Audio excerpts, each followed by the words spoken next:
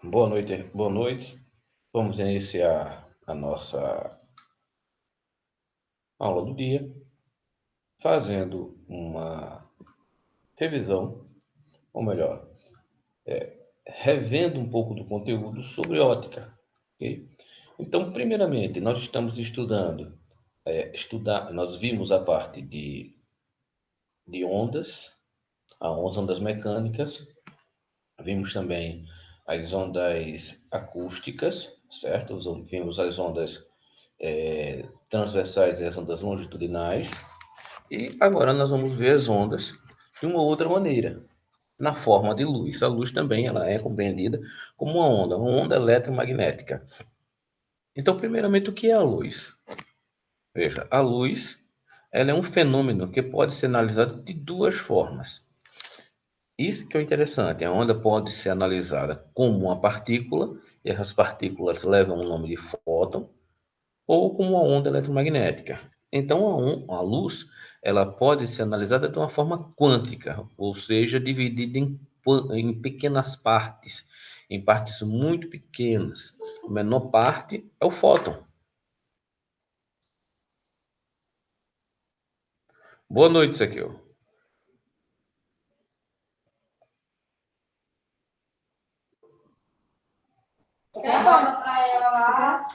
Boa noite. Então, está conseguindo ver a minha tela? Sim, estou sim, professor. Pronto. Então, vamos continuar. Nós estamos vendo a luz, e a luz é um fenômeno, e ele pode ser interpretado também como uma onda especial, uma onda eletromagnética. Ela pode ser analisada como um fóton, como um fóton é uma pequena partícula de energia, e essa pequena partícula de energia, uma partícula mínima, ela, por causa dessa divisão em pequenas partículas, a luz ela pode ser analisada de uma forma quântica, dividida em pequenas partes, em partes que vão se tornar, que podem ser vistas como a somatória delas, parte de outras coisas.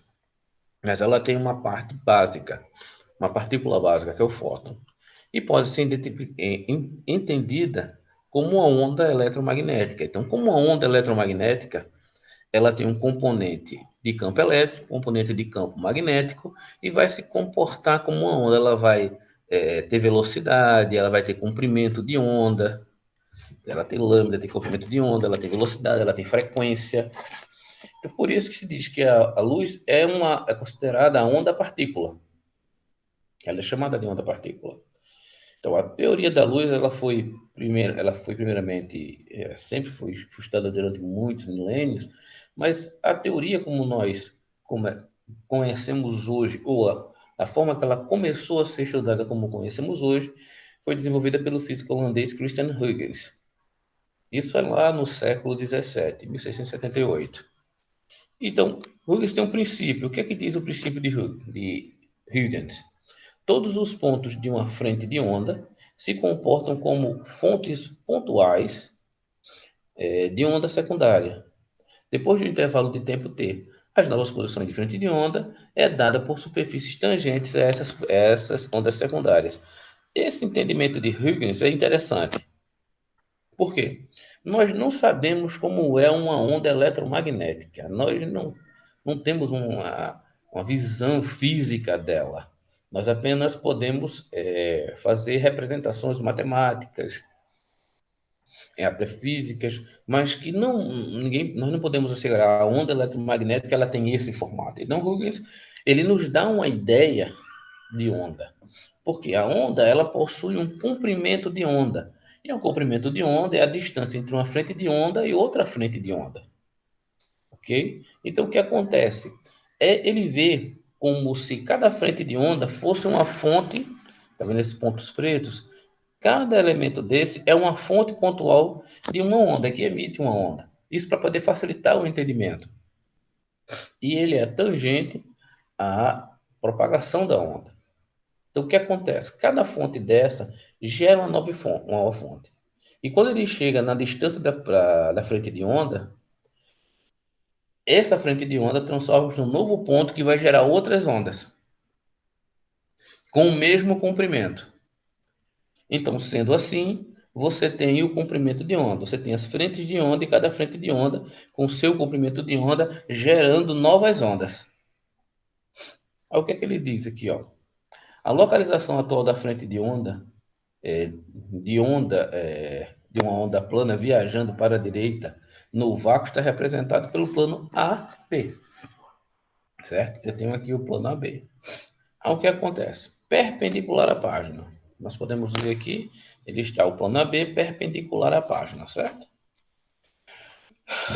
Onde estará então, ele pergunta, onde estará então a frente de onda transcorrido o intervalo de tempo ΔT? Então está aqui o intervalo de tempo ΔT. Fazemos que os vários locais do plano AB, indicados por pontos da figura AB, tá vendo? Se comportem como fontes de onda pontuais de uma onda secundária. Então, cada ponto desse é como se fosse um gerador de uma nova onda, emitidas no instante t0. Depois do intervalo de tempo ΔT, ou a variação de tempo, o que vai acontecer? O raio desta onda esférica é c ΔT, em que c é a velocidade da luz no vácuo. Então, vai ser c vezes a velocidade. A velocidade da luz no vácuo mais o deslocamento no tempo. O plano tangente dessas esferas no instante ΔT é o plano este plano aqui, ó, de E a D. Deixa eu pegar aqui mais um aluno, o Gabriel. Boa noite, Gabriel. Então, o que é que nós temos? Aqui eu posso ver uma fonte eu posso representar, estou representando uma fonte de onda, ok? Uma frente de onda, perdão, fonte não, uma frente de onda no instante t0. E como é que eu vou entender essa frente de onda? Como é que ela vai se deslocar no tempo? Eu vou, como se eu dividisse pequenos pontos que são outras fontes de frente de onda, outras fontes pontuais que vão gerar uma onda. Então, eles vão gerar uma onda com determinado comprimento e essa onda vai se deslocar a uma determinada velocidade. Se for no vácuo, a velocidade c, que é 3 vezes 10 a oitava, que é a velocidade da luz. Aí diz o plano tangente dessas esferas no instante ΔT é o plano DE, tá vendo? O plano DE, que corresponde à frente de onda plana no instante ΔT. Isto é dado a uma distância que é chamada campo distante. A onda só é entendida como uma onda plana no campo distante, que é a distância de Fraunhofer, que leva em direção à fonte, tamanho daquilo que está gerando a onda. Nesse caso, se for entendido como uma antena, o tamanho da abertura dessa fonte de onda e a distância e o comprimento de onda. Ok, o plano DE que corresponde à frente de onda plana no instante ΔT, é paralelo ao plano AB e está a uma distância perpendicular C ΔT desse plano. É o que temos aqui. Pode falar.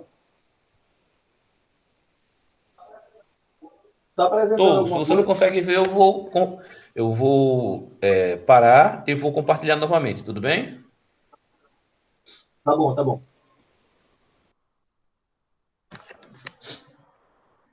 Quando estiverem vendo a minha tela, por favor, avisem.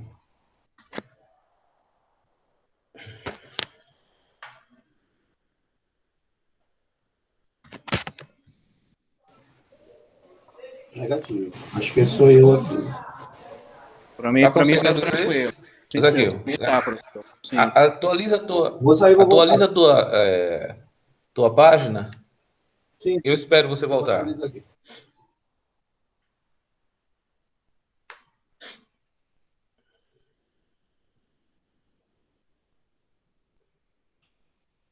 Vamos esperar um pouco.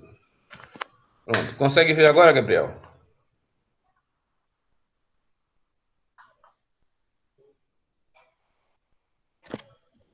Negativo, pô.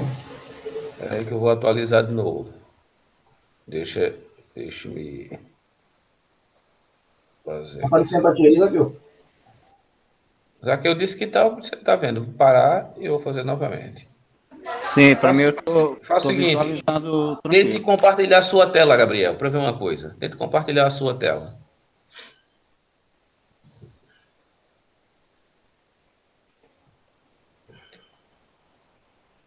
Tá vendo a minha aí? Não. Agora sim. Agora eu vou compartilhar a minha, tá certo? Vou ver se você consegue ver. Tá.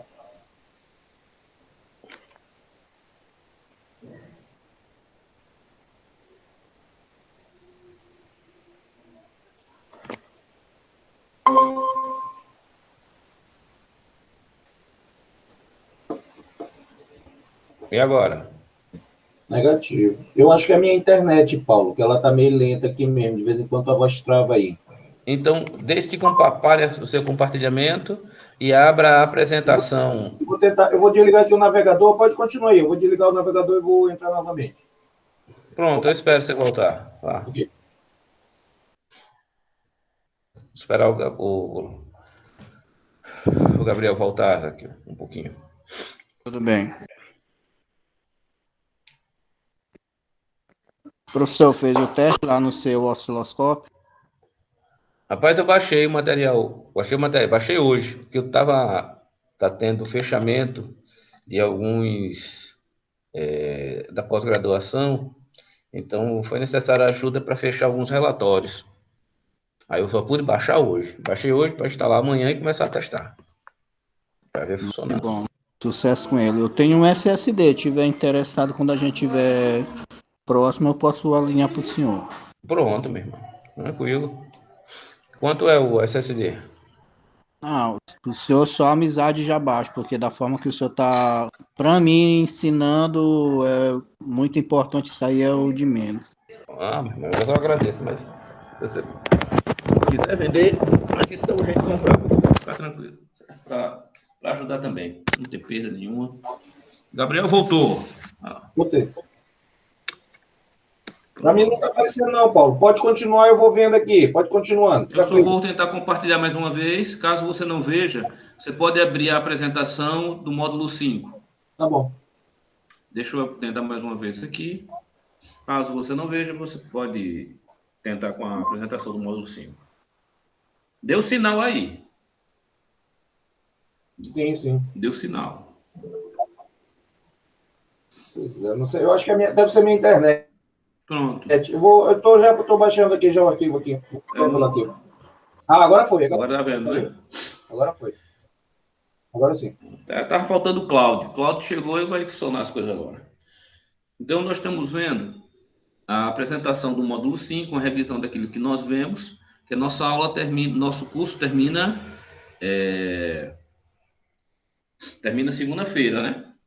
Dia 7. Hoje é dia 2. Então, antes de continuar, deixe-me abrir aqui o Dropbox para ver se tem aqui quem é que está pendente.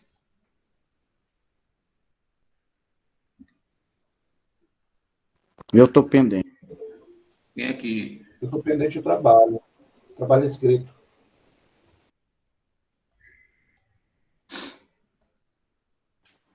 Eu estou pendente a apresentação e o trabalho para me entregar ao senhor. Segunda-feira eu estou entregando. Então, meu filho, você vai ser reprovado. Infelizmente, você vai se reprovar.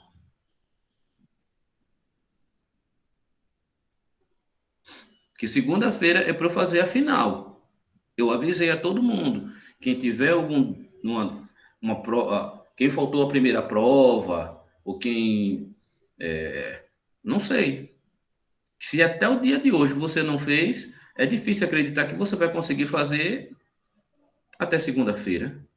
Mas, tudo bem. Tudo é possível que crê, né? Deixa eu ver aqui como é que está as coisas, como é que estão as coisas. Vamos lá. Vamos ver aqui como é que estão as coisas. Deixa eu diminuir aqui para aproximar. Eu tenho aqui Fábio não está aí. Jason está com 7,5. Laerte está com 6,9. Lorivan 9,8 e 10. Renato 9,85. Deixa eu ver mais aqui. Zaqueu está com 10 e 4, nota 7. Marcelo está com 9, 10, nota 5. Esse no primeiro. Deixa eu ver o outro aqui. Se eu consigo abrir aqui o outro.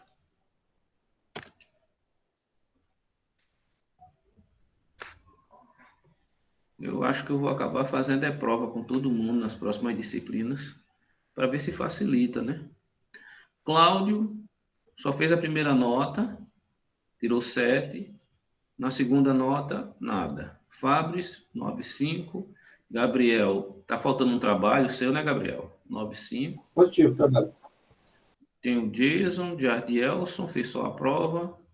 Pedro Aureliano e o Verson, que fez tudo.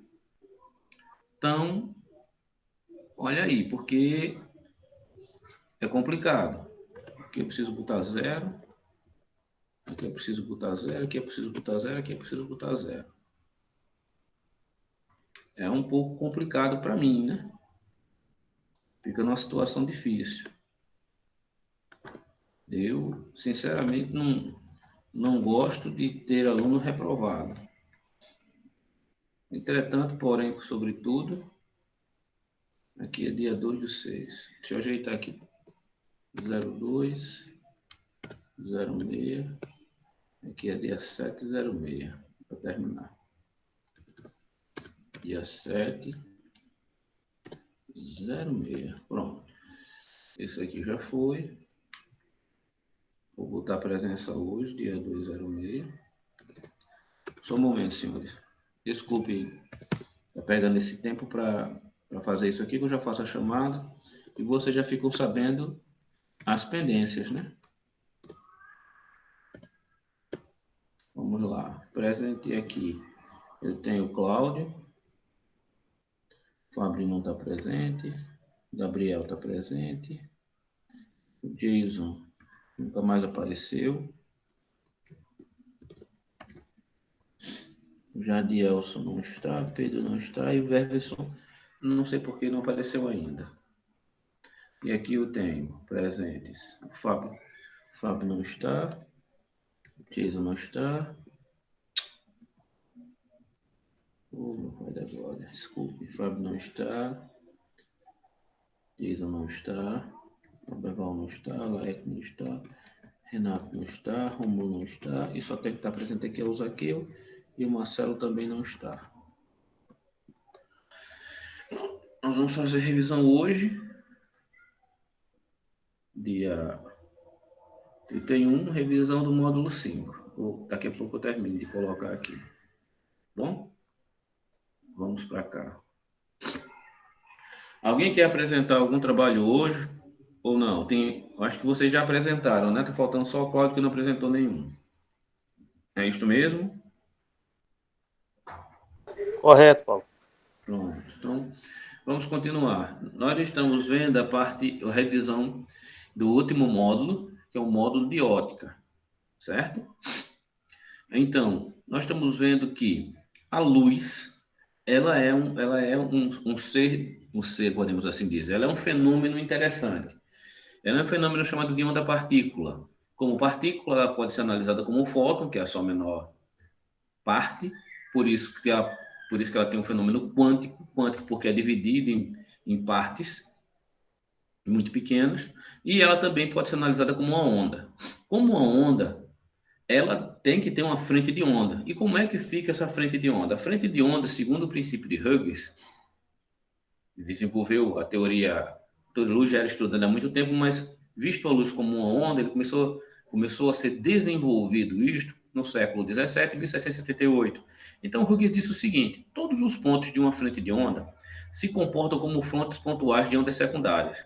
Depois de um intervalo de tempo t, a nova posição de frente de onda é dada por uma superfície tangente a essas ondas secundárias.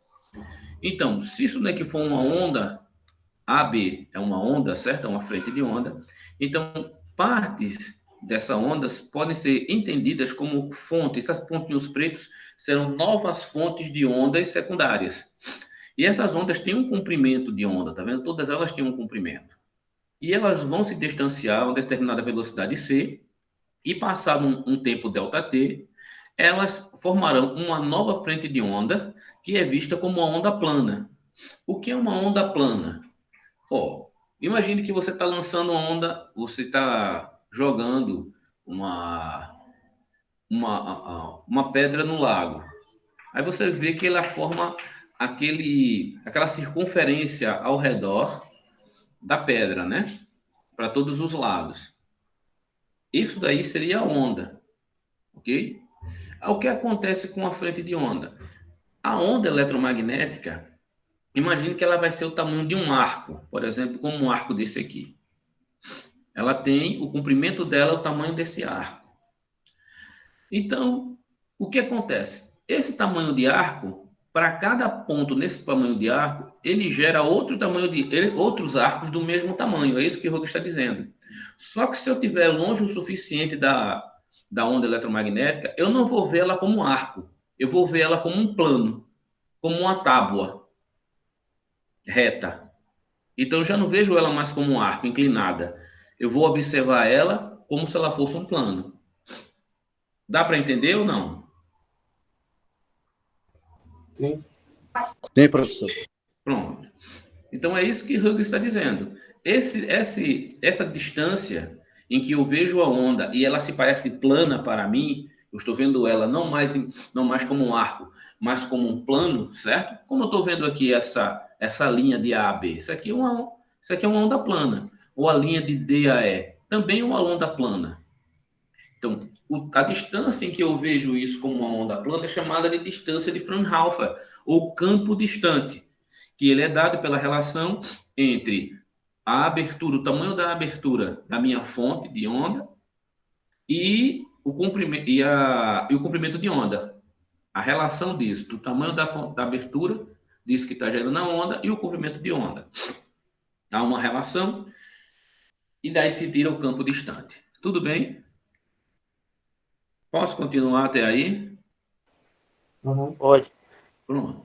Então ele tem uma velocidade c, e essa velocidade c eu estou analisando a luz num local mais limpo possível, no vácuo. Então a luz que se propaga no vácuo, ela se propaga a 3,10 metros por segundo. Então essa é a velocidade da luz, ou 3.000 quilômetros por segundo. Tudo bem? 300 mil. 3.300 mil quilômetros por segundo. Exato, 300 mil.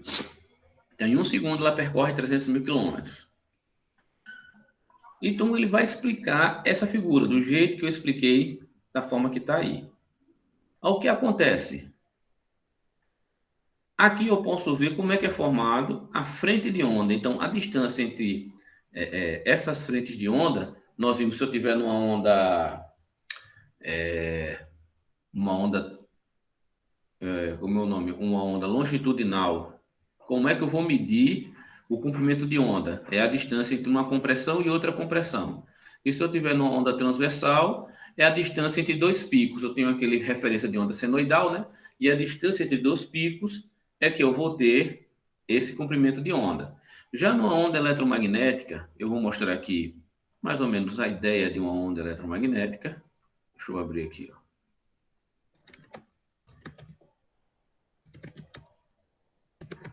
A onda eletromagnética, que vocês vão pagar eletromagnetismo. Uma onda eletromagnética, ela tem dois componentes. Eu vou abrir, eu acho que esse daqui dá para ver melhor. Eu tenho um componente de campo elétrico, tá vendo? Ó? E tem um componente de campo magnético perpendicular ao campo elétrico, que também se movimenta, tá vendo? Então eu tenho o campo elétrico e tenho um campo magnético. E o comprimento de onda é a distância no campo elétrico. Eu trato sempre o campo elétrico. O campo elétrico ele me diz qual é a direção da onda, me diz também qual é o comprimento de onda. Tá? O comprimento de onda ele é dado pela distância entre as duas cristas dessa onda. Tudo bem? Qual é o interessante do campo eletromagnético? É que pela teoria eletromagnética, um campo elétrico gera um campo magnético. E esse campo magnético gera o campo elétrico. E ambos, eles vão se criando um ao outro, só que eles são perpendiculares um ao outro. Ficando mais ou menos dessa forma. Enquanto um vai para cima e para baixo, o outro vai para um lado e para o outro. Ou assim, se você quiser ver melhor.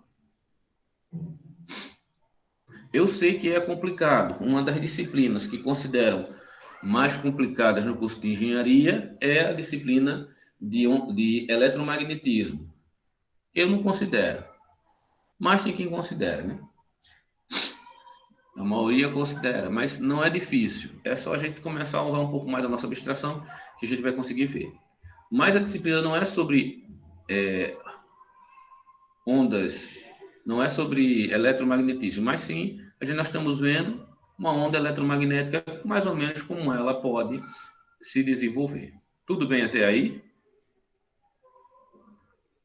Então, nós já vimos que as ondas eletromagnéticas elas têm um comprimento de onda, a luz ela é entendida como uma onda eletromagnética e eu estou avaliando ela no campo distante. E eu posso ver essas frentes de onda. Por ela eu tenho o comprimento de onda. Dentro da óptica, uma coisa interessante sobre a luz são duas características que nós vimos, que é a refração, a reflexão e a refração. E nós já vimos isso daqui. Então, se eu tiver uma interface, um meio, dois meios, e a luz sai de um meio 1 para o meio 2, o que é que acontece com a luz? Esses meios, se eles tiverem índice de refração diferente, a luz ela vai ser refratada e ela vai ser refletida.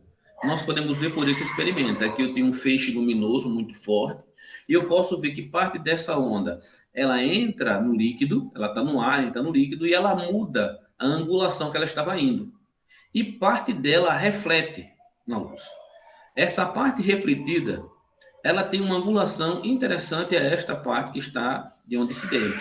Se eu traçar uma linha imaginária aqui no meio, exatamente onde essa luz toca no meio líquido, eu vou ter uma curva que eu posso chamar de normal. Eu tenho aqui a reta normal a esses dois feixes, ao feixe incidente e ao feixe refletido.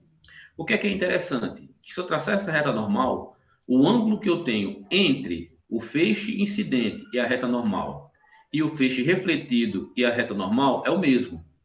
Assim, se esse foco luminoso começar a subir em direção à normal, esse meu raio também ele sobe em direção ao normal. Assim, essa distância é a mesma do raio incidente, essa angulação é a mesma, θ 1, do raio incidente até a normal e do raio refletido até a normal. Até aí todo mundo entendeu ou não? Sim, estou entendendo. Tranquilo, né? Até aí não tem complicação.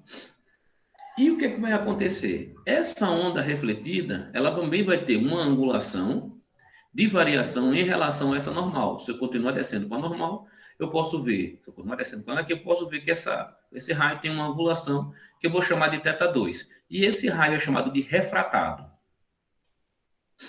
O raio que entra no segundo meio, ele muda a angulação, é o raio refratado. Tudo bem até aí ou não tudo bem? Tudo bem. Existe uma lei chamada lei da reflexão. Eu vou ter duas leis, a lei da reflexão e a lei da refração. Na lei da reflexão, aquilo que eu já disse, o meu θ, linha, o θ do ângulo refletido, ou seja, do feixe refletido em direção normal, essa angulação é igual ao θ do raio incidente em relação ao normal. Então, θ linha 1 é igual a θ linha 2. É só você olhar para a imagem. Θ linha 1 é igual a θ linha 2. É difícil isso aqui? Negativo. Não, professor. Tranquilo até aí, né? E aqui nós temos, mas veja, por que é uma pergunta interessante? Por que é que quando o feixe luminoso entra na água, ele muda de angulação? O que é que há de diferente entre o ar e a água? Que a gente viu. Nós temos uma característica que a gente chama de índice de refração. Refração. O índice de refração da água é maior do que a do ar. Pronto. Então, nós temos um índice de refração. No vácuo, o índice de refração é exatamente 1. Ok? No ar, ele tem uma pequena variação, 1,00029. Então, é quase 1. Tá certo? Então, aí você tem as condições normais de temperatura e pressão. No caso, aí é 1 atm. No ar que nós respiramos aqui, certo? Próximo da crosta terrestre. Nós temos o da água. Olha que o da água é maior do que o ar, 1,33. Nós temos também do álcool etílico, que alguns gostam de ingerir. É 1,36. Na solução com açúcar 30%, a gente bota lá uma água com açúcar, 1,38. Do quartzo, do quartzo 1,46. E para quem toma açúcar com água, não é mais água com açúcar, né? A solução de açúcar 80% é 1,49. Nós temos também os índices do vidro, cloreto de sódio, polietileno, vidro de alta dispersão, a safira e o diamante. Tudo bem? Você vê que ele dispersa bem a luz. A luz incidindo sobre o diamante, ela se espalha. Vai se dispersar, vai mudar muito a angulação. Uma outra lei importante, que é chamada lei de Snell, é a lei da refração. Veja, entre a água e o ar eu tenho um índice de refração e a água eu tenho outro índice de refração. Assim, eu tenho dois índices de refração. Então, como é que funciona a lei de Snell? Ela diz que o índice da água vezes o seno do θ da água, da angulação, da variação de angulação, da onda que está refratada dentro da água em relação ao normal, é igual a um índice do ar, que vai multiplicar o seno do ângulo que fica entre o raio incidente e a normal. Exemplificando, basta olhar para essa imagem. Ele está dizendo que aqui não tem um N2, esse N2 vezes o seno desse θ2 é igual a, aqui não tem um N1, que é o índice 1, o N1 vezes o seno de θ1. É difícil visualizar isso?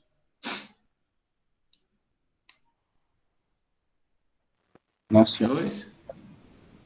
Repete só mais uma vez, Paulo, por favor. Vamos lá. Deixa eu ver se aqui embaixo está os meios. Da refração. Da refração. Vamos pegar aqui de cima, certo? Você consegue ver a imagem da luz incidindo sobre a água e o desenho? Sim, positivo. Imagine que aqui nessa água eu tenho o N2, certo? Eu não tenho um índice diferente do ar. Sim, positivo. Então eu tenho um N2.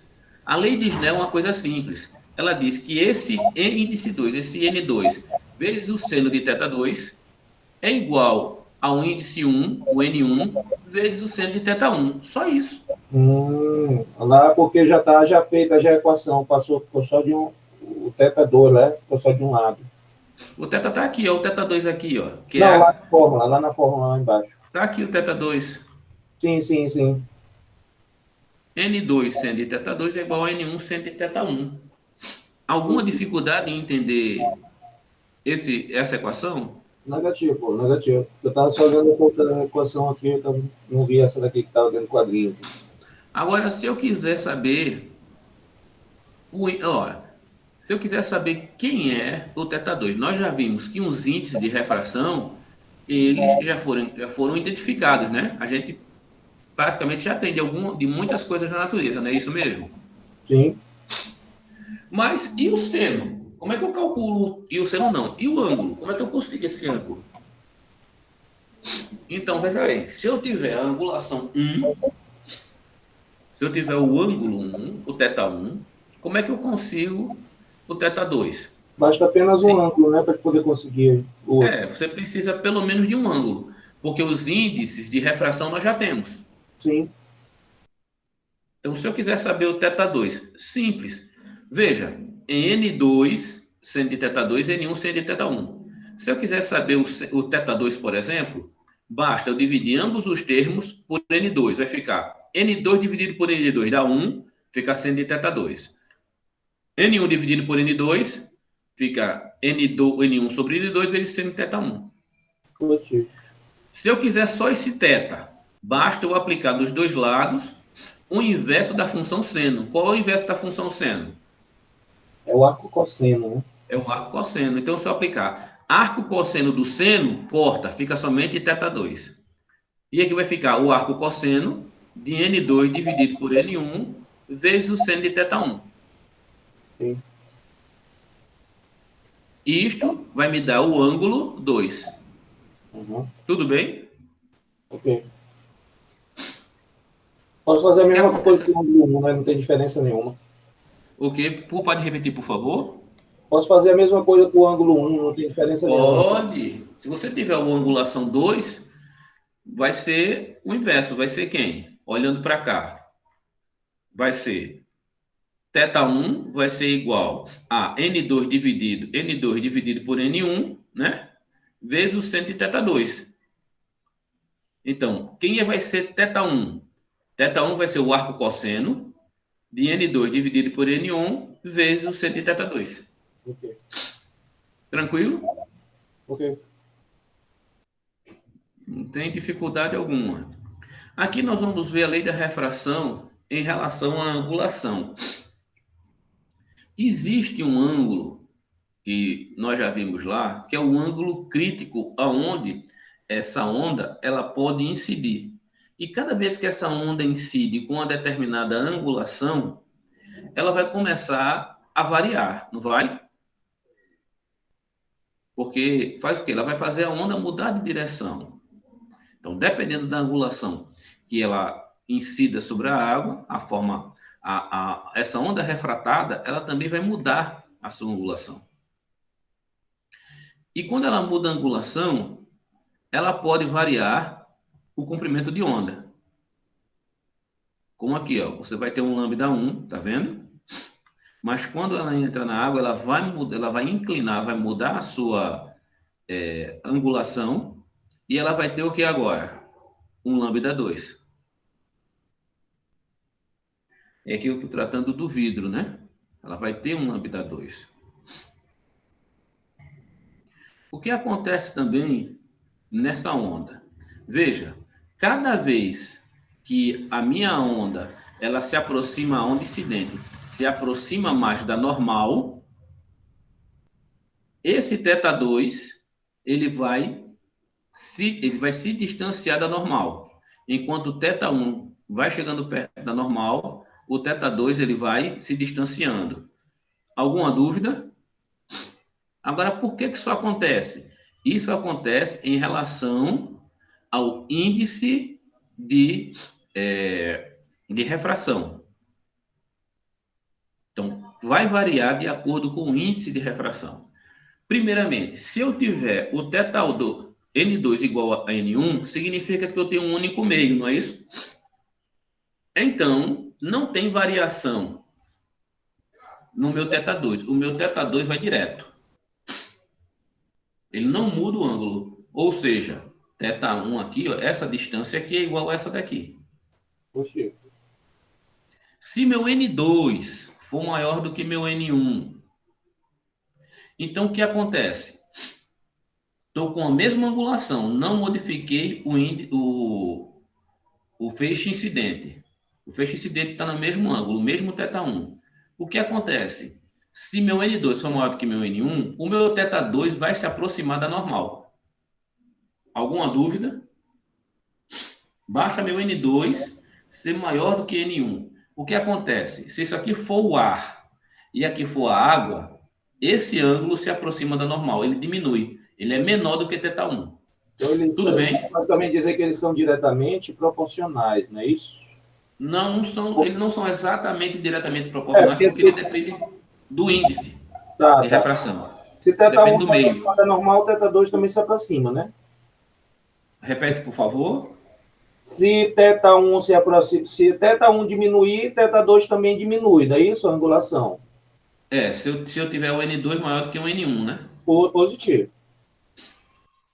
Agora, se eu tiver aqui também o N2 maior do que o N1, considerando o mesmo ângulo de θ1 aqui, são iguais, não estão alterando, considerando o mesmo θ1, esse θ2 ele aumenta, ou seja, esse feixe se afasta da normal. O feixe refratado se afasta da normal. Se θ2 for menor do que θ1, se N2 for menor do que N1, o θ2 aumenta. Aí, nesse caso aí, quanto menor o θ1, maior o θ2, é isso? Exatamente. Ele vai se afastar. Ainda que a gente não está considerando a movimentação de θ1, estamos considerando ele parado. Nos 3 casos, ele está parado. E está fazendo o θ2 se movimentar o índice de refração do meio 2. Por quê? Alguma dúvida até aí? Então, vamos seguir. Veja que é muito simples. Quando a gente trabalha com luz, nós não trabalhamos com frequência, mas nós trabalhamos com comprimentos de onda.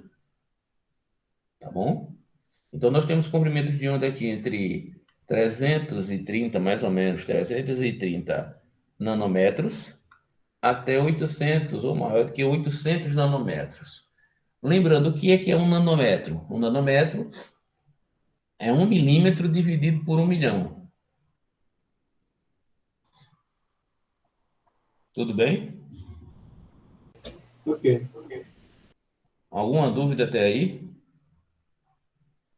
Eu pego lá a distância de 1 milímetro, divido por 1 milhão, eu tenho 1 nanômetro. E aqui tem os índices, né? Como é que esses índices? Vejam que o índice varia muito pouco em relação ao comprimento de onda. A luz visível... Uma pergunta aqui. Pode focar à vontade. Se eu modifico o comprimento de onda, teoricamente, a cor da Pela luz... cor. Eu vou mostrar aqui o espectro da luz para a gente lembrar, tá certo? Vou mostrar o espectro da luz.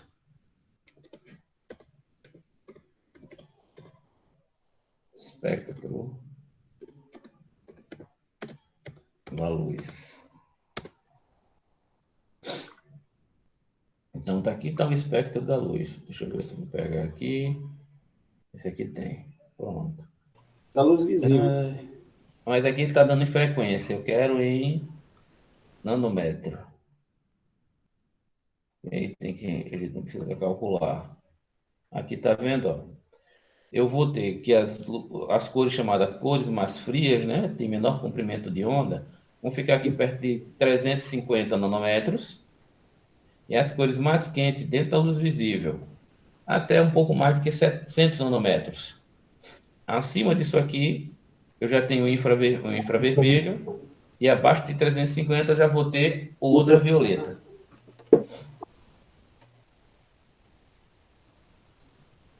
Tudo bem? Ok. Alguma pergunta? Negativo. Então veja, as luzes que nós conseguimos perceber estão em um range, né? Uma distância, um tamanho, podemos assim dizer, uma distância máxima entre elas, de 350 nanômetros. Isso. Então são as luzes que nossos olhos conseguem perceber. Ainda que dizem que as mulheres conseguem perceber uma variedade maior de cores. Então nós homens somos meio limitados. A não ser que você seja um menino menina. Aí você pode ter essas características aí. Negativo. Vou tentar ver melhor. Mas brincadeiras à parte, vamos lá. Existe uma coisa chamada dispersão cromática. Quem me dá um exemplo de dispersão cromática? O espalhamento da luz.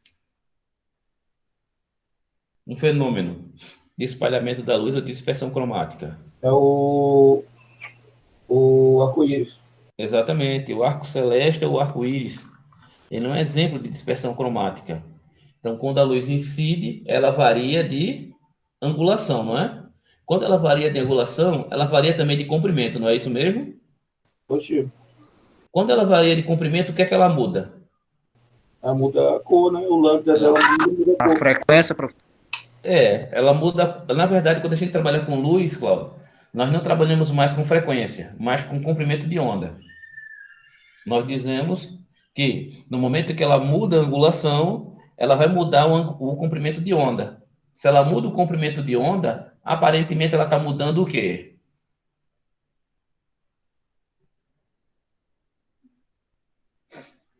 Cláudio, você está ouvindo?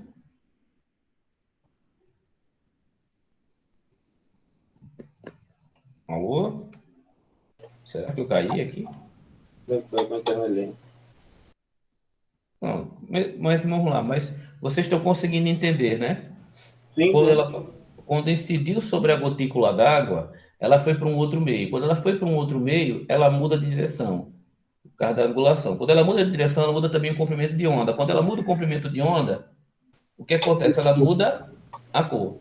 Só que quando ela sai da água, porque eu tenho uma gotícula d'água, certo? Vou botar aqui a luz na água. Só um momento, deixa eu escrever. Aí, no caso aí, Paulo, ela vai passar duas vezes, ela vai ter duas mudanças, né? De N1 para Exatamente. N1. Exatamente. Aí você entendeu. Ela vai ter uma cor da luz passando por dentro e vai ter outra cor da luz quando sai da água para fora.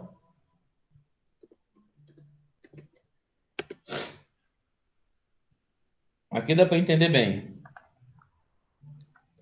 Então, uma luz solar é uma luz branca. A gente não consegue ver cor nela, né?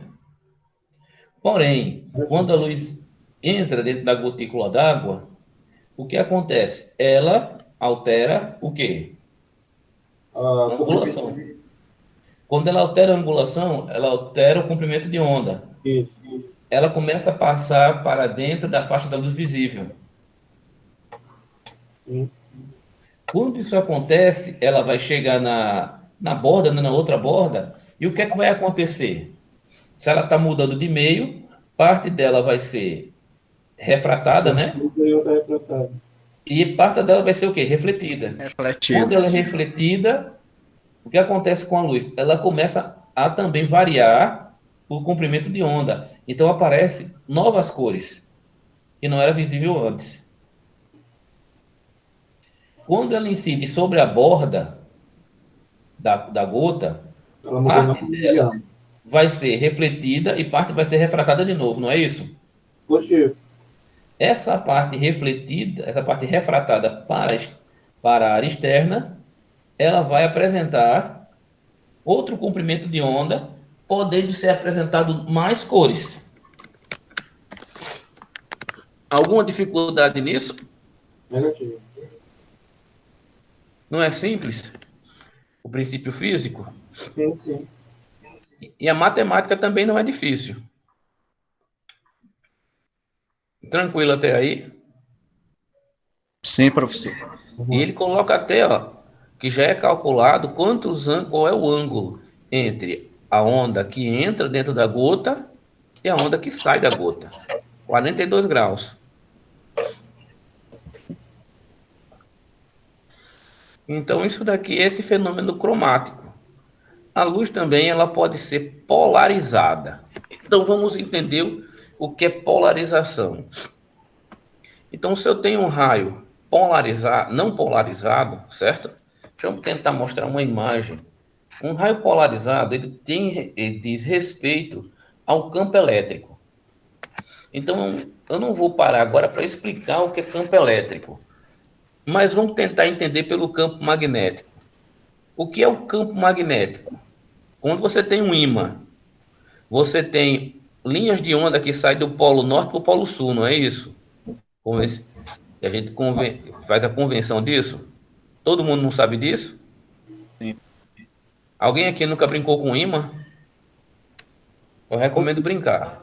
Todo mundo já brincou com ímã. Então você vê que ele tem as linhas de onda saem do polo norte para o polo sul e cria aquele campo ao redor do ímã, né? Para todos os lados. Menos no centro exatamente dele. Mas está lá.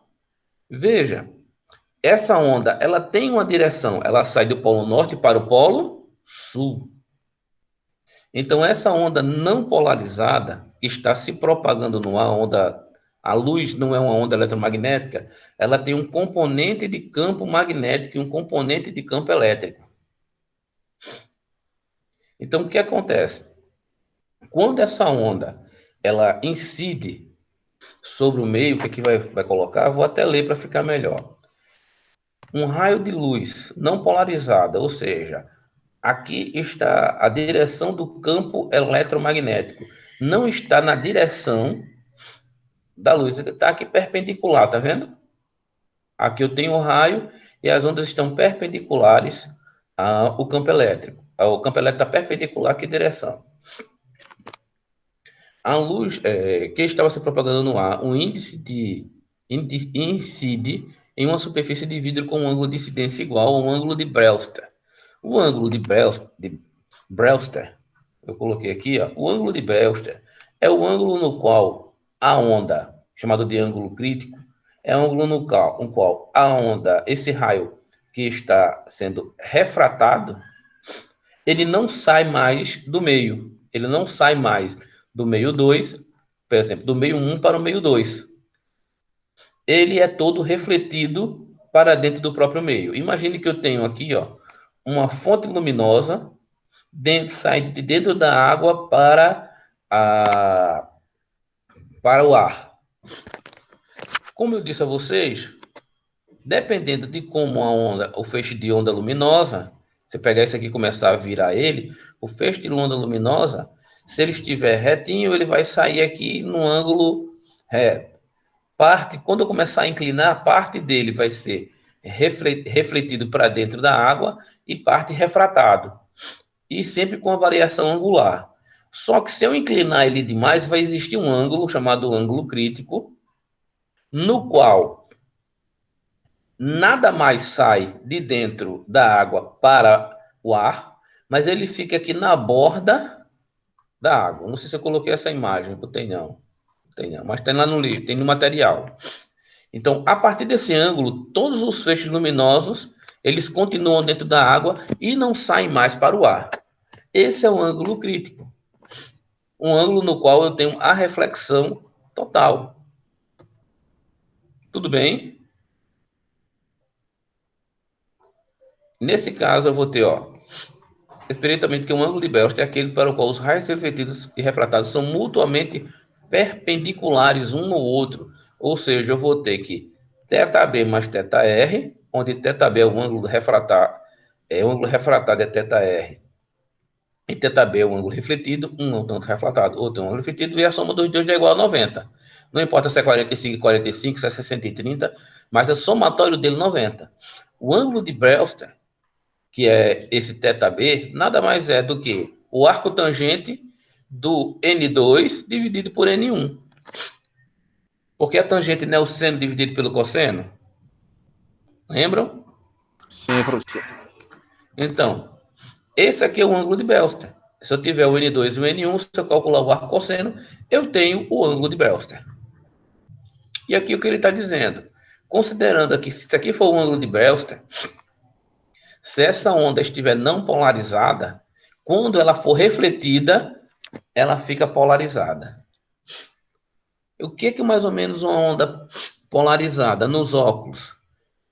Você vê muita onda polarizada, as lentes polarizadas, para eles impedirem a passagem de determinados comprimentos de onda que podem prejudicar a retina.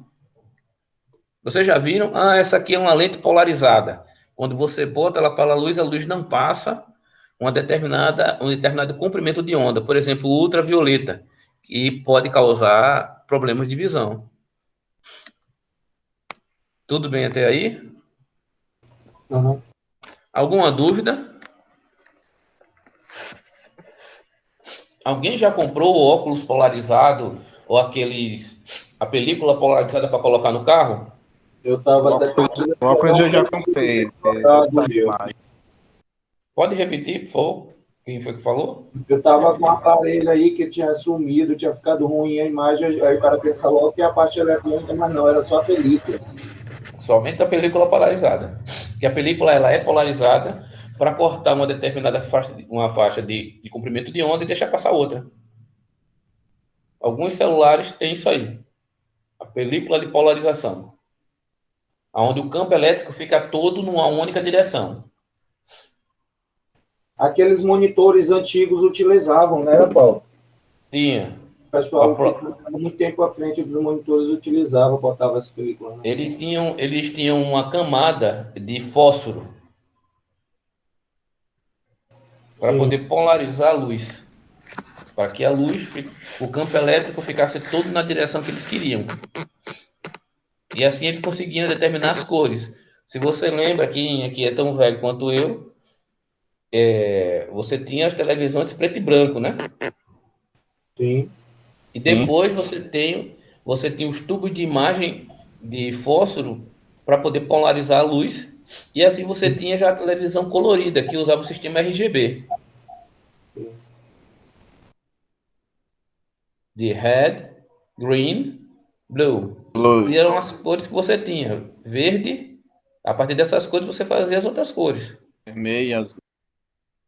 Lembram? Vocês lembram disso? Alguém chegou a usar televisão de tubo, de imagem? Sim. Ou só eu que sou tão velho assim? Só na janela do vizinho. Eu assisti televisão na janela do vizinho. Eu assisti. Minha mulher também. A gente era pobre, rapaz. Tá pensando o quê? Que era feito Gabriel, é que a mãe comprava aquela televisão de 40, de Quem 26 dera, polegadas. quem dera. Comprava uma televisão de 26 polegadas para observar, para ficar assistindo em casa, assistindo TV. Não era nem Só TV pra, Globinho. Eu era fui só pra ver o Pode falar. assistir celular de desenho, Paulo. 14 anos, fui ver o celular. Só para assistir desenho, né, Cláudio? Positivo, Paulo. Aqueles moleque que ficava assistindo só. Qual era? Era o programa da Xuxa, né? Eu só assistia para ver os desenhos mesmo. É, doido, hein? TV Colosso. TV Colosso é mais recente, né? Balão mágico. Balão Mágico é do meu tempo. Balão Mágico é do meu tempo. Nesse tempo, Gabriel já tinha 30 anos, pra você ter uma ideia de como o camarada é Ué, novo. tudo, né? Então vamos lá. Nós temos uma coisa que é chamada de miragem. Quem aqui já andou em BR ou na pista e você viu ao longe como se tivesse água na pista? Sim, sim. Quando tá muito quente. Presejar. Pronto. Então, o que acontece? Por que que a gente vê isso? Aqui num aspecto de quê? De miragem. Do que está acontecendo? O raio luminoso, por causa do calor, ele incide no asfalto, por exemplo, e quando ele incide no asfalto, ele desvia a angulação e faz com que a imagem ela fique tremida na nossa frente. Isso dá a impressão de que tem água na pista. A gente está vendo água na pista. É uma ilusão de ótica, é uma miragem, tá certo? E quando a onda ela incide, ela está menos quente. Ela incidiu, eu tenho um ambiente mais quente, a luz está incidindo. E você concorda comigo que próximo do asfalto essa temperatura aumenta? Porque o asfalto absorve calor, né? E ele Sim, começa a esquentar. sim. Então, próximo ao asfalto, eu tenho um ambiente mais quente, porque se eu me afastar um pouco mais do asfalto, para cima. Então, tem um ambiente mais quente, um ambiente menos quente. E acontece esse fenômeno de refração. Então, a luz vem rápido, rápido, rápido, ela muda a inclinação e ela aqui ela vai mais devagar nesse inteirinho. Depois ela vai do meio mais quente para o meio menos quente e ela começa a ir rápido de novo. Tudo bem até aí? Aí, naquele caso, é porque, dependendo da temperatura, também muda o N1 lá do ar, não é isso? Exato. Você vai mudar um pouco o N1 do ar. É mais ou menos naquela história para.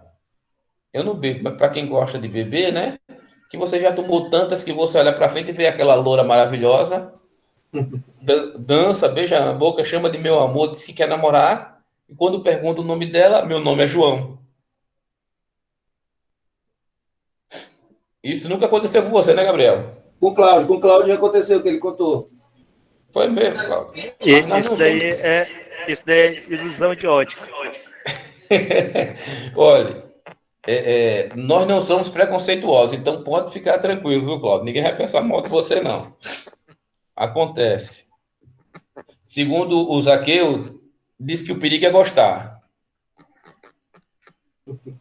Esse É que é o verdade. segredo. O Zaqueu só disse que, ó, tenha cuidado que o perigo é gostar. Então, nós temos uma imagem, ele chama de imagem virtual, e temos que é aquela imagem que o nosso cérebro processa. E temos a imagem real, aquilo que existe na realidade. E nem sempre o que eu estou vendo, o que meu cérebro processa, a imagem virtual, ela é a imagem real. No exemplo da namorada do Cláudio, a loura lá a loura autona. Não é isso mesmo, Cláudio? Os olhos azuis. Ó, tá vendo? Naturais, né? A base de lente. Natural à base de lente. Então, nós temos um fenômeno interessante, que é o fenômeno do espelho. Então, o espelho ele vai gerar uma imagem virtual. E essa imagem virtual, ela pode ser alterada pelo quê? Pelo tipo do espelho utilizado. Nós vimos que nós temos espelhos planos e espelhos esféricos, né? Espelhos curvos. E nós vimos que nos espelhos planos, uma fonte luminosa, ela vai, esses raios de luz, eles serão totalmente refletidos. Porém, se eu fizer a pompa por trás do espelho, se eu continuasse com aquelas ondas, eu chegaria a um ponto, certo? Com a distância exatamente igual à distância de origem, que eu posso chamar aquilo de imagem. Isso vai ser importante porque a pessoa que estiver vendo essa imagem de algum ponto que não seja o próprio O, essa imagem vai me dizer mais ou menos a distância em que eu consigo perceber a imagem do espelho, que é a distância, na verdade, entre o objeto para o próprio observador. Tudo bem até aí? Uhum. Então, eu tenho a distância real entre o objeto e o espelho e tenho a distância imaginária. Só que o meu olho, o seu olho, ele consegue perceber essa distância que existe entre o objeto, ele não percebe a distância que existe entre o objeto e o espelho. Ele percebe a distância que existe entre o objeto e eu. É isso que essa imagem quer dizer. Entenderam? Tá, entendi. E essa distância, ela pode mudar dependendo do espelho. Então, um espelho, por exemplo, deixa eu passar para frente. Nós vamos ter o espelho côncavo e o espelho convexo. Tá certo? Então, nós temos aqui o espelho côncavo e nós temos o espelho convexo. Então, no caso dos carros, quando você compra um retrovisor para o seu carro, aquele espelho geralmente ele não é plano, ainda que você possa ver ele plano, mas ele não é, porque ele altera a visibilidade da imagem. Se o espelho, Visão, né?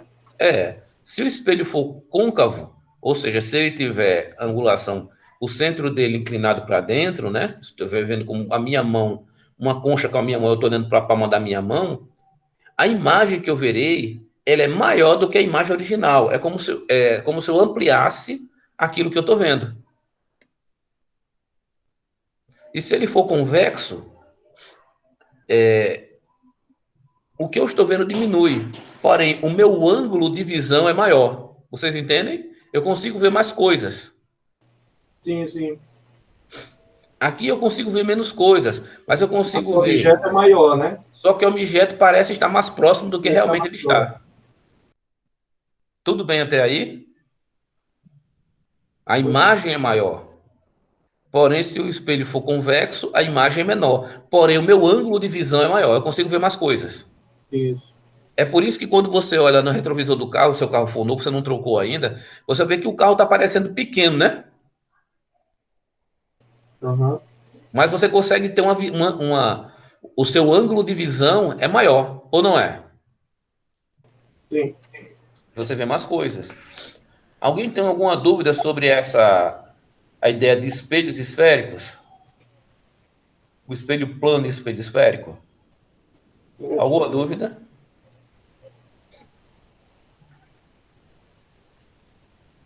Alguma dúvida, senhores? Negativo. Não. Pronto. Então vamos lá. Algumas observações. Espelho côncavo, o centro da curvatura C, certo? Estava a uma distância infinita no caso do espelho plano. Agora está mais próximo. Então eu vejo as coisas mais próximas. O campo de visão diminui. Ou seja, eu perco algumas coisas porque o ângulo que eu estou me possibilitando, que me possibilita divisão é menor. O ângulo de abertura, o ângulo que eu consigo ver as coisas é menor. Se o ângulo é menor, eu vejo menos coisas. E o tamanho da imagem aumenta. No convexo, o campo de visão aumenta. É maior do que o espelho plano. A distância da imagem diminui. E o tamanho da imagem diminui. a imagem parece ser menor do que realmente ela é. Se eu comparar com um espelho, por exemplo, um espelho plano. Tá? E aqui ele vai mostrar o ponto focal, certo? Que o ponto focal nada mais é do que meio vezes a curvatura, vai ser meia curvatura do espelho. Isso tratando do espelho Esse espelho. ponto focal é aquele que, se a gente incidir luz solar, ele queima a mão, por exemplo? Ele está juntando o ponto focal. Na verdade, ele vai queimar porque ele vai juntar todos os raios, como você pode ver na imagem A. Ele está juntando todos os raios em um determinado ponto. É o ponto focal, né?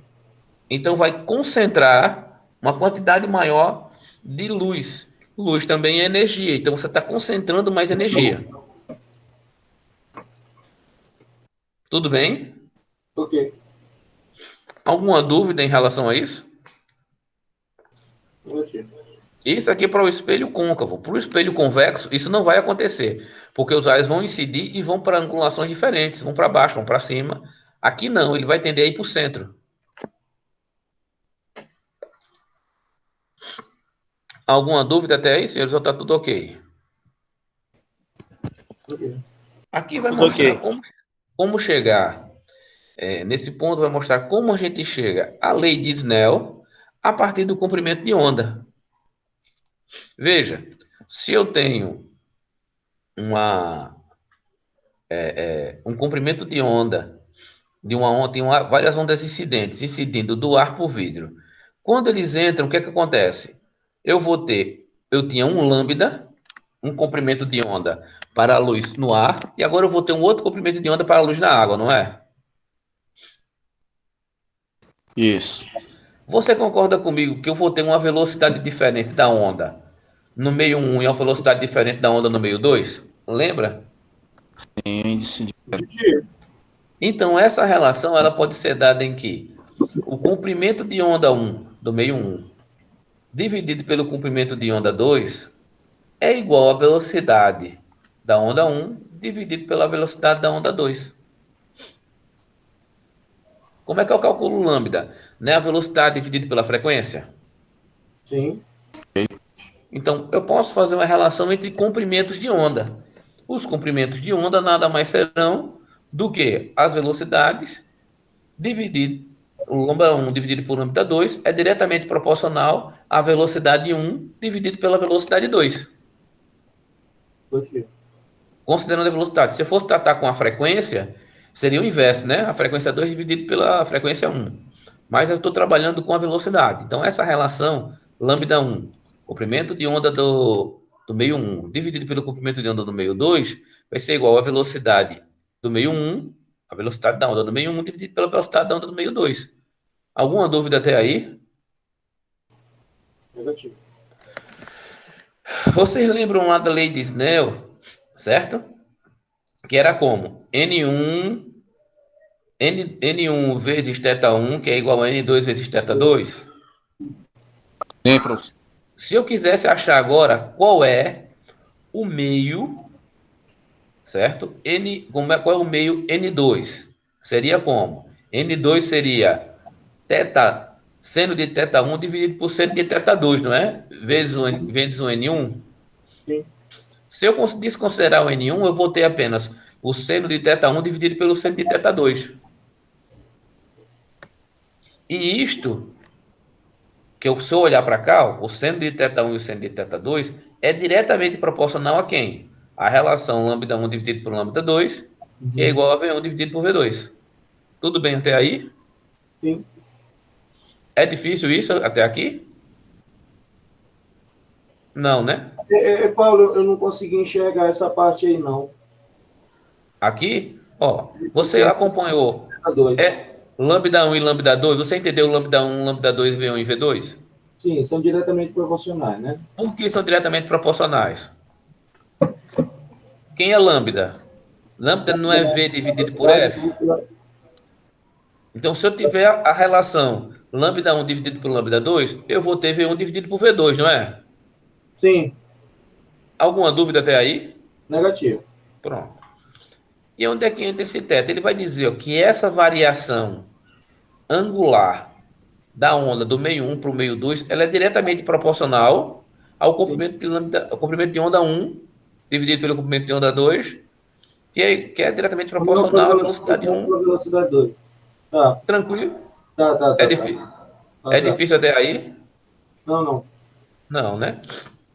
Veja, se eu estiver olhando agora essa imagem, você concorda comigo? Se eu estiver olhando essa imagem, eu tenho aqui, ó, H, tá vendo? Sim. E C. Sim. Você está vendo que H e C formam um triângulo? Sim. E se eu considerar H, C e G formam um triângulo também? Sim. Aonde eu vou ter θ1 é o ângulo entre H1, né, e C, e θ2 vai ser o ângulo do meio 2, né, entre C e H1. Tudo bem até aí? Uhum. Então ele vai calcular, se eu tiver o triângulo HCE, quem vai ser o seno? HCE, esse aqui de cima. Então, se isso aqui é o ângulo, essa parte de baixo aqui é o meu cosseno, né? Sim. Quem vai ser meu seno? Meu seno vai ser lambda 1, que não é o cateto oposto ao ângulo. Oposto, cateto oposto sobre cateto adjacente. Pronto.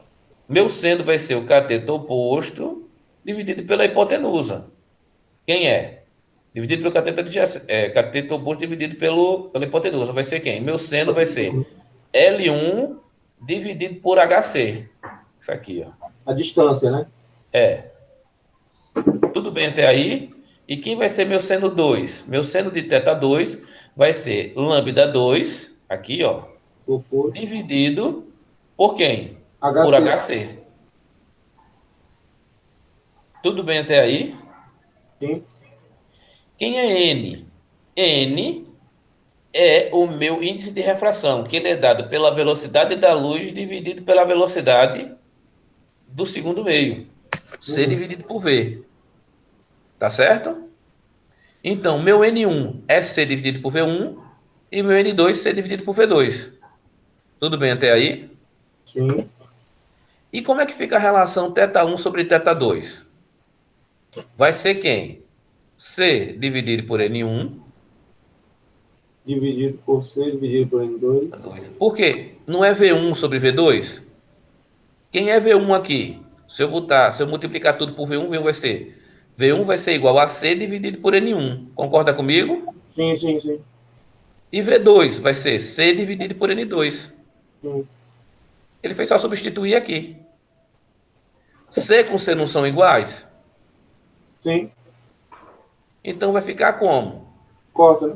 C N1 dividido por Cn2 vai ficar C dividido por N1 vezes N2 dividido por C. Vai ficar N2 dividido por N1. Alguém não entendeu ou quer que eu explique? É porque aí tá bem, aí no caso tá bem resumido, né? Faz a forma que chega melhor, faz o cálculo. Aqui, ó. É só fazer assim, ó. Deixa eu escrever aqui. Isso daqui vai ser... Deixa eu ver se aqui se escreve aqui. C dividido por N1 aqui embaixo. N1, certo? Que vai multiplicar, certo? N2 dividido por C. dividido por C. Quanto é que dá? C dividido por C. Não dá 1? Isso. Vai ficar N2, então, dividido por N1. Vai ficar N2 dividido por N1. Sim.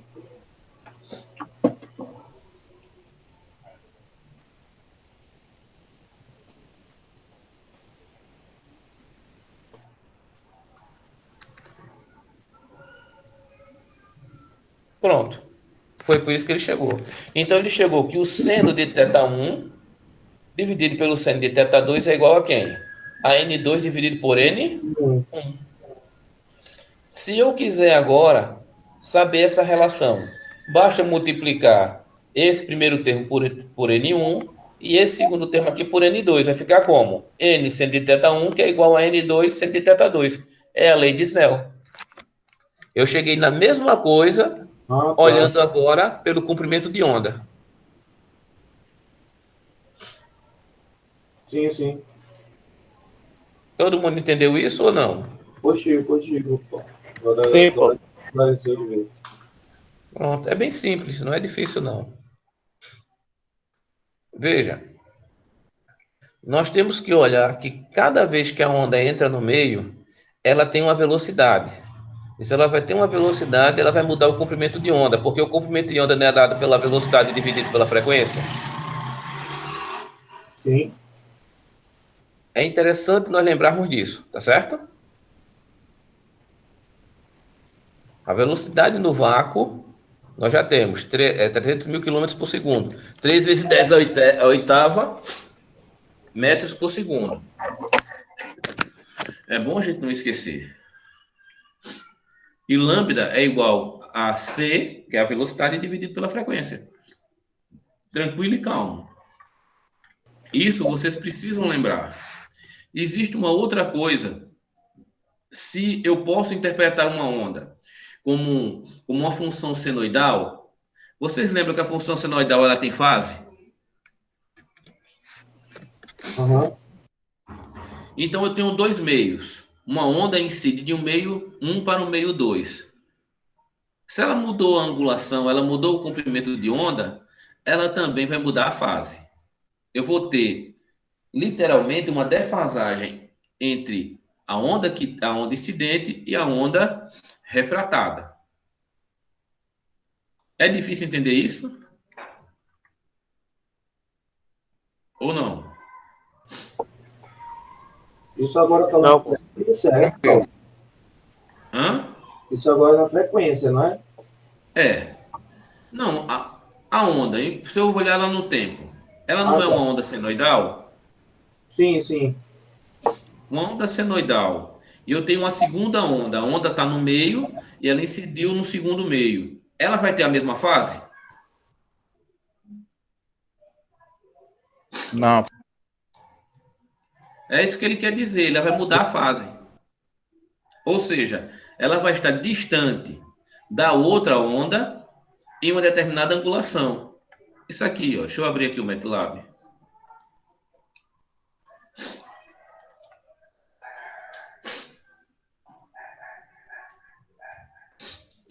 Vamos abrir o MATLAB de novo para a gente ver.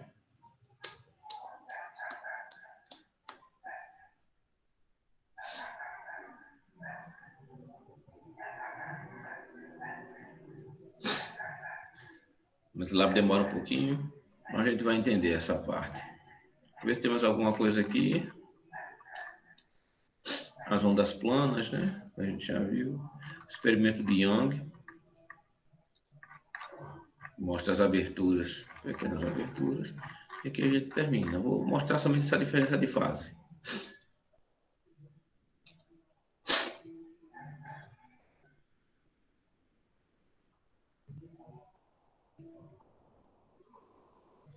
Bora, meu filho, abra. Vai me matar de vergonha aqui. E é isso. Abre o MATLAB. Abrindo. Então, se eu tenho aqui uma onda, vamos aprender direitinho. Vamos gerar essa onda de novo, né? Para a gente ver o que a gente tinha.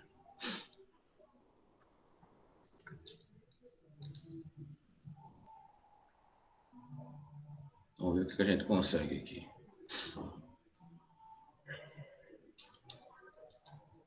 Aqui não dá para ver bem, ficou meio...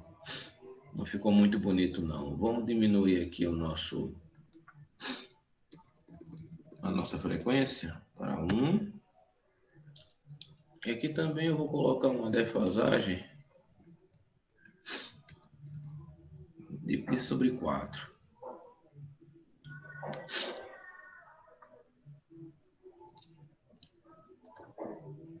Vamos pegar aqui onde você tem. Vamos pegar que essa onda, o traço preto, é a nossa onda incidente, certo?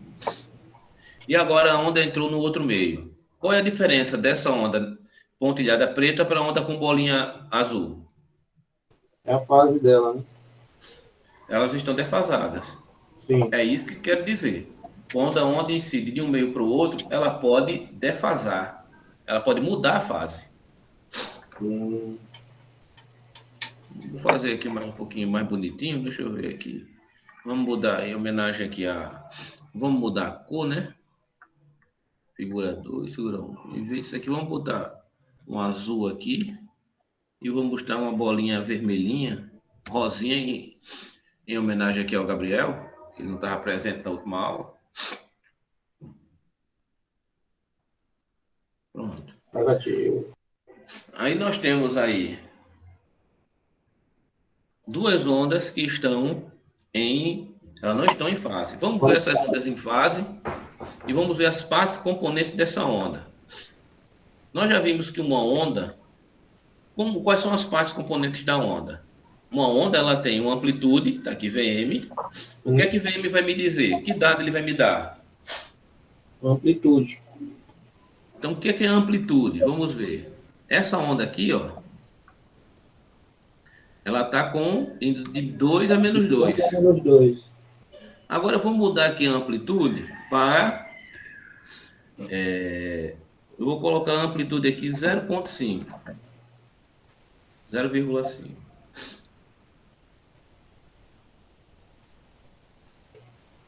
Qual foi a amplitude da minha onda agora? 0,5 a 0, menos 0,5. Então, aquele Vm vai determinar qual o mínimo e o máximo que a minha onda vai. Sim. Alguma dúvida até aí? Negativo. Não. Veja, eu tenho uma coisa chamada período. Sim. Que é a distância, que é o tempo, né? Em que eu tenho uma frente de onda, que a onda começa e a onda termina. Qual é o inverso do período? É chamado de quê? Frequência, tá aqui, ó, 1 sobre T. Tá bom? E eu tenho uma coisa chamada frequência angular. E o que é a frequência angular? Nada mais é do que 2π vezes a frequência. A frequência em radianos. Sim. Tá aqui, ó. Quem é meu K? Meu K nada mais é do que meu número de onda. Vou até colocar aqui. Número de onda. O número de onda é dado por 2π dividido por lambda. Certo? Eu estou vendo quantos 2π tem lambda. Quantos lambda tem 2π. X, eu seria kx é a posição. Geralmente x recebe 1. Pode receber 1. Tem um ômega vezes T. Mas eu tenho aqui também uma defasagem. A defasagem é essa movimentação da onda em relação ao primeiro posicionamento dela. Sim. Agora veja, se eu fizer uma defasagem de π, certo? Uma defasagem de π. E for colocar aqui, que eu vou fazer uma soma de uma onda, eu vou fazer a soma dessa onda original com a onda defasada em π. Π dá uma defasagem de quantos graus?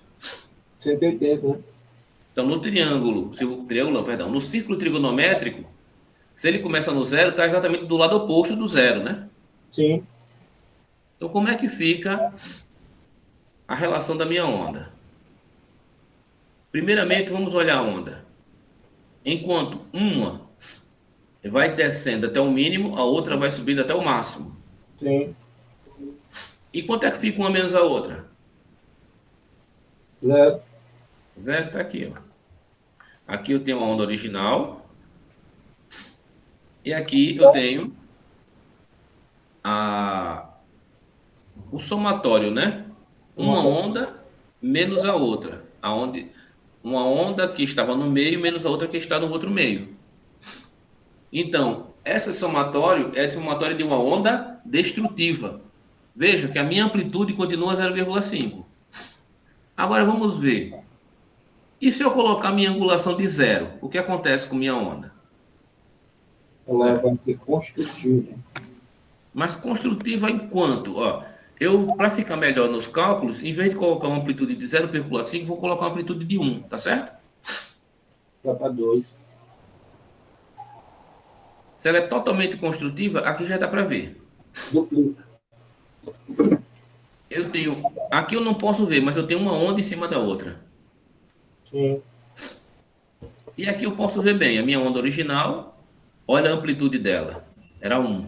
Agora ela é quanto? É 2. E se eu fizer agora uma angulação de 2π? Vai ser a mesma coisa. De 2 vezes π, eu terei a mesma coisa. Só Tá que vendo? é, E se for de 4π? aí ele dá 2 voltas, não é isso? Mas E aí? permanece com 0. 4π. Mas vai para quanto minha amplitude? Duplica, né? Minha amplitude continua sendo 2, do mesmo jeito. É porque volta para o 0, não é isso, Paulo? Volto para o 0, volto para o Ele volta para inicial. o 0. Então, se eu tiver 0, 2π, 4π, 6π, qualquer multiplicador por 2π, eu tenho que a minha onda, ela está fazendo o quê? Ela se soma uma com a outra, ela é construtiva no potencial máximo e ela vai duplicar a amplitude. Se eu tiver em π, 1π, 3π, se eu tiver aqui 3π, quanto é que dá? Um número ímpar de π. A mesma coisa, tá vendo? Mas no caso de 3π, ela é destrutiva, Paulo? É Não. destrutiva. É porque está fora de fase, né? Tá vendo aqui, ó? Se eu tiver 5π, Também vai ser destrutiva. qualquer número ímpar de π, essa onda se destrói. Tá vendo? Qualquer número ímpar de π. Porque eu vou ter o mesmo 180. Só que eu estou dando uma volta em 180. Sim. Se eu tiver agora em π dividido por 4, e agora? Vamos botar em π sobre 2. Pronto, π sobre 2, 90. 90. O que é que vai acontecer com a onda?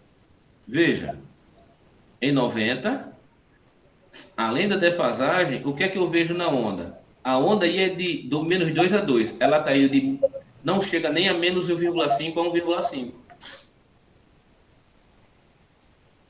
Sim. Tudo bem? Okay. E se eu tiver de π sobre 4?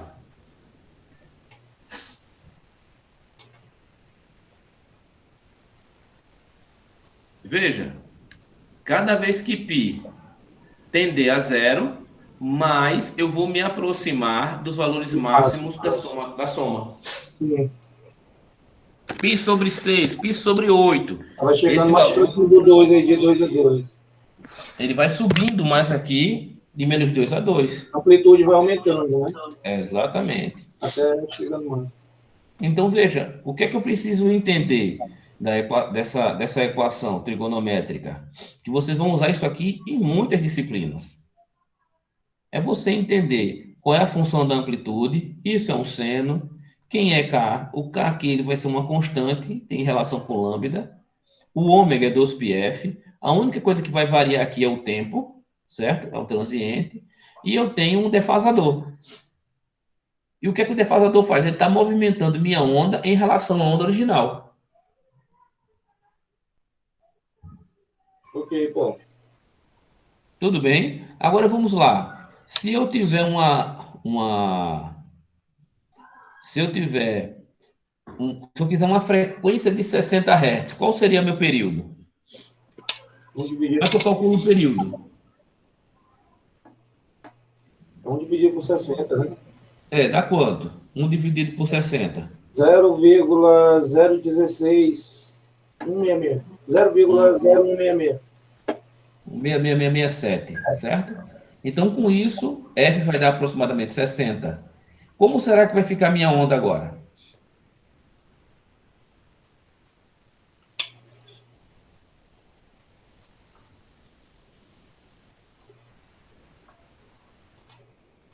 Veja, a minha onda, ela fica... Eu estou aqui o somatório, né? Eu não quero o somatório. Aqui está a minha onda. Agora me diga o seguinte, o defasamento entre tensão e corrente na rede de tensão, ela deve ser quanto? Deve ser 0, né? Positivo, é 0. Não deve ter E qual é a amplitude da minha onda lá? A amplitude lá é 220. 220 volts. Então, vamos fazer aqui.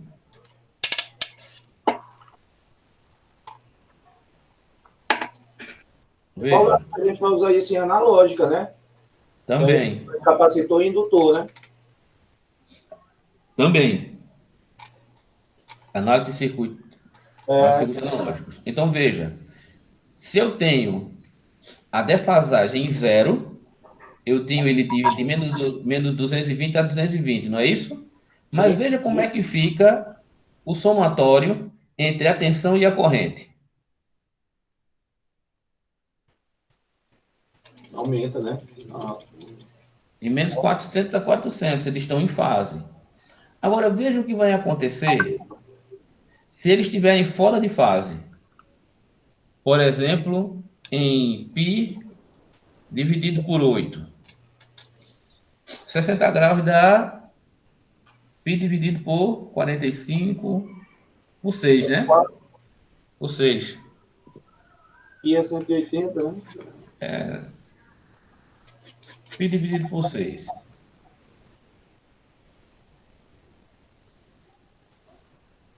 Veja, em π dividido por 6, a corrente com a tensão, veja, a corrente ela teria uma amplitude, então vamos colocar as duas ondas juntas, corrente e tensão? O que é que vocês acham? Vamos colocar? Então, veja, qual é a amplitude? Vou colocar aqui, em vez de Vm, vou colocar Im, tá bom? Que vai ser a amplitude da corrente. Im. Então, uma corrente lá tem que ser mais ou menos de quanto? 10 amperes. Uma corrente de 10 amperes. E aqui, nesse segundo aqui, que vai estar a defasagem, não vai ser um Vm, vai ser um Im. Tudo bem? Se eles estiverem em fase, como é que eu vejo eles em fase? Vezes 2π. Eu verei eles, e aqui eu vou tirar essa soma aqui. Eu não vou plotar essa soma aqui, não. Isso aqui eu vou comentar aqui. Eu só vou querer o primeiro só. Ctrl R. Pronto. Eu quero só esse primeiro aqui. É assim que é a rede, certo? Eu tenho uma tensão, uma amplitude de tensão muito maior do que a amplitude da corrente. Dá para perceber? Mas eles estão em quê? Em fase. Toda vez do zero, eles cortam sempre igualzinho do zero, mas com amplitudes diferentes. Tudo bem até aí? Positivo. Agora, se eles estiverem fora de fase, por exemplo, e a pergunta, por que sairia de fase a corrente da tensão a tensão, né? A corrente defasa da tensão. Na rede residencial? Tanto faz, residencial, industrial. Residencial é excesso de carga indutiva na rede. Motores. Exato. Não é somente porque tem motor. O fator de potência também varia. É porque... Não, veja bem. Está vendo isso porque a minha carga, meu recebedor, a minha carga não está casada com a fonte. Sim, sim. A fonte lá, qual é a impedância da fonte? A fonte é uma impedância puramente resistiva. Resistiva. Seja lá de 50 ohms, de 100, não importa. Eu tenho uma carga lá resistiva. Vamos dizer que é de 50 ohms, certo? Eu tenho lá 50 ohms resistivos, não tenho nada reativo. Quando chega aqui, os equipamentos não são bem aterrados. Eles não são bem aterrados.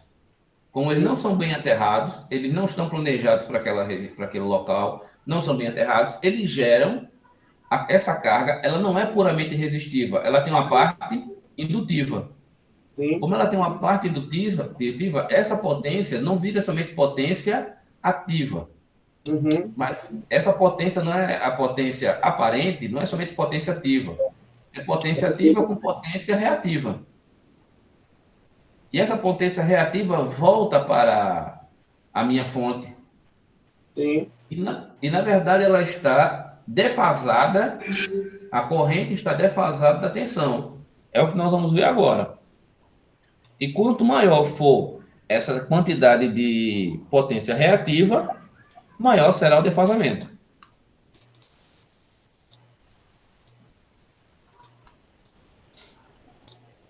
Parece que está casado, mas não está. Sim, sim. Se você aumentar aqui,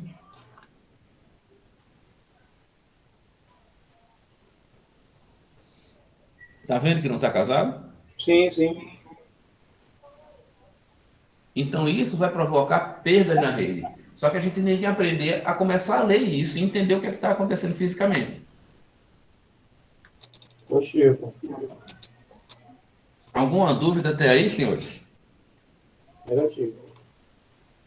Cláudio, Zaqueu, Tranquilo, pô.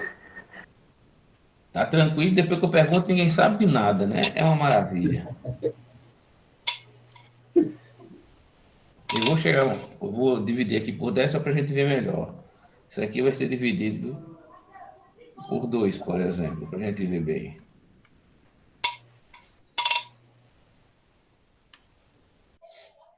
Veja, eu estou fazendo agora um deslocamento de 90 graus entre eles. Então, a potência aí, por que esse deslocamento é importante? Eu vou tentar mostrar para vocês, certo? Como é que eu calculo potência? Potência é igual a tensão dividida pela corrente. Tensão Não. vezes corrente. Tensão vezes corrente. Tensão vezes corrente. Então, vou botar aqui a potência. Minha pot vai ser igual a Potência minha em XT, né? tensão. Hã? A potência em corrente contínua. Não, corrente alternada também. Potência vai ser igual a X vezes Y. Eu posso já tem até aqui, né? Eu posso botar só o Z. É só eu trocar o mais aqui pelo vezes. E aqui eu vou pegar essa figura 3 aqui e vou plotar. O que é que vai acontecer? Como é que eu vou ver o gráfico da potência?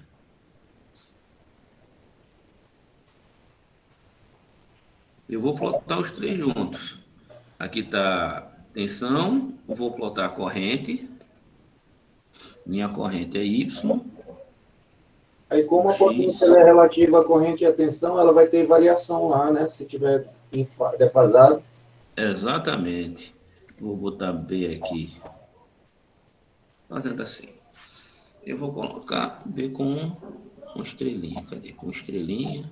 Assim. Vamos ver como é que ele fica?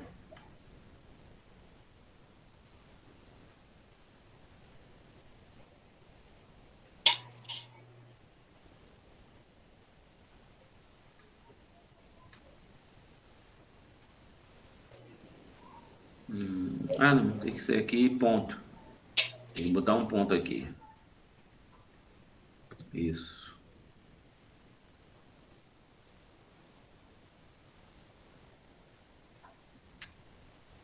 Veja. Por que ele apresentou aqui esse círculo?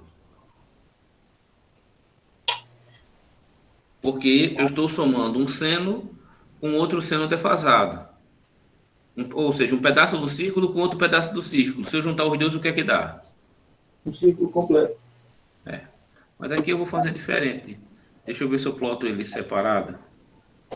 E aqui eu vou colocar como... Ele não aceita dois gráficos numa plotagem, não? Eu vou fazer somente o absoluto. Para ver se a gente consegue ver. Só o absoluto dele.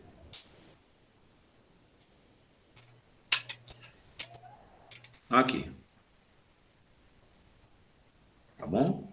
Aí deixa eu plotar os dois juntos de novo. Para a gente ver os três. Aqui eu vou botar apenas o ABS. Dizer.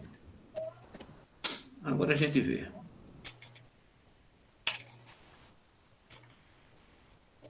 Fez de novo.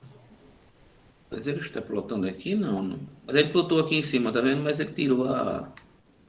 Isso aqui ele não deveria plotar. Deixa eu ver aqui. T... Ah, já sei qual é o problema. É aqui, ó. T e X. Desculpe. T e X, T e Y. Aqui, ó. Aqui. T por Y. Pronto. T por X, T por Y e T pelo absoluto de Z.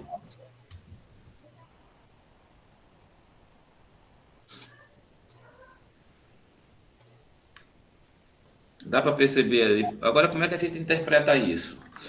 Vamos lá interpretar? Uhum. Veja. Nos pontos, você está vendo aqui, ó, por que aqui, professor, não está igual, não está em cima do eixo? Porque aqui eu estou tratando de quê? Tensão e corrente. Aqui eu estou indo de menos 20 a 20. Tá vendo? Tá certo até aí? Dá para entender? Então, eu quero apenas os valores positivos. Se eu colocar os valores negativos, isso aqui vai ficar um círculo, do jeito que estava. Mas se você notar uma coisa interessante você está vendo nos pontos onde eles mais descasam? Olha Sim. o que acontece nesses pontos. Tem perda, Eu não tenho máxima potência, eu tenho a mínima potência. Dá para perceber? Positivo. Agora vamos ver se eu tiver a angulação zero. Angulação não, perdão. Se eu tiver zero de defasamento, ou 2π, né? Sim. Posso botar aqui 2π. Se eu botar vezes 2. O que vai acontecer com o meu gráfico? Você está vendo que ele está todo homogêneo? Sim. Então é isso que acontece. Quando isso acontece, o que significa? O que eu estou olhando para esse gráfico preto que é a potência?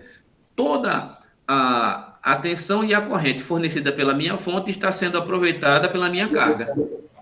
Potência máxima. Potência real.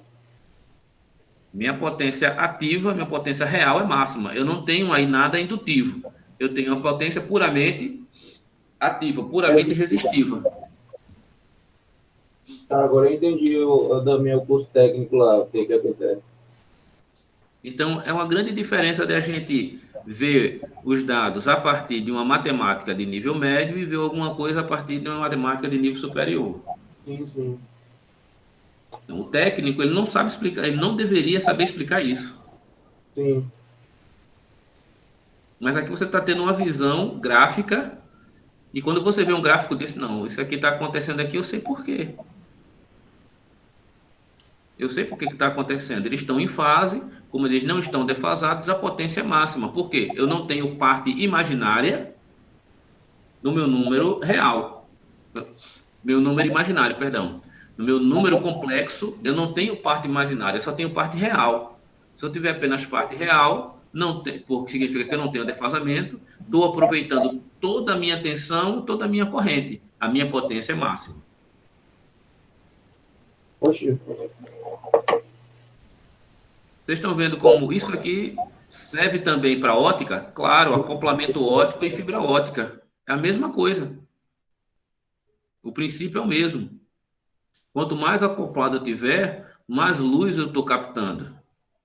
E assim, há um aproveitamento melhor do meu sistema. A potência máxima. A máxima potência. Nesse caso... A gente via, né, Paulo, uns eletricistas que pegavam os cabos, aí, por exemplo, ia instalar uma lâmpada e sobrava, ficava aquele monte de cabo, né?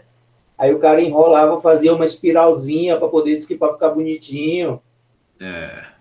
Ele não sabia. Eu pego um fio e enrolo ele. Qual o nome desse tipo de componente na eletrônica? É um indutor. É um indutor. Ele está causando uma indutância, uma reatância indutiva. Está derrubando a potência. E para zerar essa reatância indutiva, tu tem que usar um capacitor. Sim, para poder trazer, um defase e o outro põe em fase. Exatamente. É por isso que você precisa fazer a compensação com um capacitor. Sim. Você já Isso viu é alguns usado. lugares, tipo assim, Quem já fazenda, montou o som? pé de Quem banco, de, né, capacitores. quem de você já montou o som? Quando você monta o som, o que é que você faz que você coloca na entrada do Twitter? Bota um capacitor, Por quê? porque lá é um indutor, para poder aproveitar mais uma potência. Na verdade, você está colocando o capacitor para você fazer um filtro passa-faixa, um Sim, sim. resistor e um capacitor, para você cortar as frequências que não são devidas Claro. ao seu circuito. Altas frequência grave, né? É, você vai cortar as frequências mais baixas e vai deixar passar apenas as frequências mais altas. Sim. É um filtro. Um filtro passa altas. Passivo.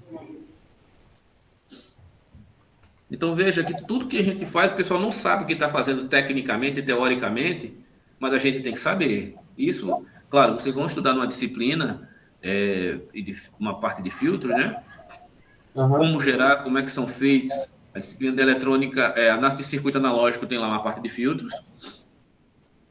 Análise princípio de comunicação também. Sim. O que vai dizer se você vai aproveitar ou não o curso é você mesmo estudando. Só assistir a aula pode ser o melhor professor do mundo. Não resolve não, irmão. Ou você lê e estuda, ou não sai do lugar. Tá certo? Eu vou parar a gravação só para tirar dúvida de vocês, só para não ficar gravando, porque é só dúvida agora que a gente vai tirar. Onde é que tá aqui? Saber se vocês têm alguma dúvida a ser retirada.